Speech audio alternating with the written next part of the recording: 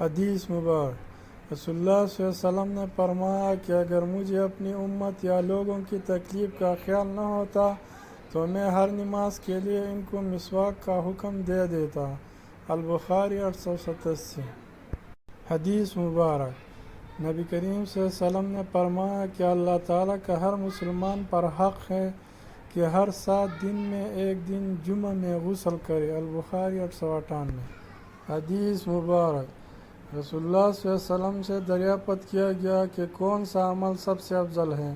آپ نے فرمایا اللہ اور اس کے رسول پر ایمان لانا۔ کہا گیا اس کے بعد کون سا؟